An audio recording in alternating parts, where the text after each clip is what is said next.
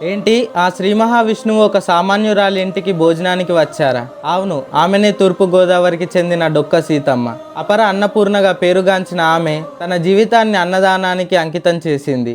ఆమెను పరీక్షించడానికి ఆ మహావిష్ణువు ఒక బ్రాహ్మణుడి రూపంలో ఇంటికి వచ్చారు.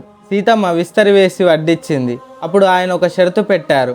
అమ్మా, ఇన్నాళ్లకు నాకు పెళ్లి కుదిరింది. ఆ పెళ్లి కూతురు ఏదైనా బంగారు ఆభరణం పెడితేనే పెళ్లి చేసుకుంటానంది. మీరు బంగారం ఇస్తేనే తింటాను, లేకపోతే వెళ్ళిపోతాను అంటాడు.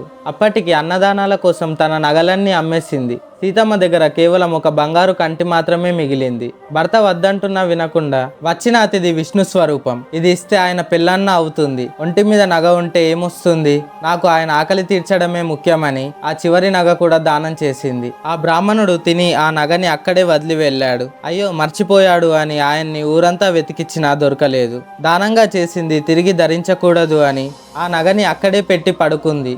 అప్పుడు విష్ణుమూర్తి కలలోకి వచ్చి, అమ్మ, నీ చేతి వంట తినాలనిపించి ఆ బ్రాహ్మణుడి రూపంలో వచ్చాను. నిన్ను పరీక్షించడానికి ఆ నగను అడిగాను. నువ్వు నీ దగ్గర ఉన్న ఆ ఒక్క నగని కూడా ఇచ్చేసావు. నీ త్యాగానికి మురిసిపోయాను. నీకు అపారమైన సంపదను ఇస్తాను అని వరమిచ్చాడు. సీతమ్మ ఆ కలని వాళ్ళ భర్తకు చెప్తుంది. మరుసటి రోజు వాళ్ళ భర్త పొలానికి వెళ్ళి దున్నుతుండగా ఒక శబ్దం వచ్చింది. మట్టి తీసి చూస్తే ఒక రాగి బిందె ఉంది. ఇంటికి తెచ్చి మూత తీసి చూస్తే దాని నిండా బంగారు కాసులు ఉన్నాయి. అందుకే అంటారు, భక్తి ఉంటే భగవంతుడే మన దగ్గరికి వస్తాడు. అందుకే అతిథి దేవో భవ, వచ్చిన అతిథి దేవుడితో సమానం అంటారు. అందరూ ఓం నమో నారాయణాయ అని కామెంట్ చేయండి. ఈ వీడియో నచ్చితే లైక్ చేయండి. ఇలాంటి మరిన్ని వీడియోస్ కోసం ఛానల్ని సబ్స్క్రైబ్ చేయండి.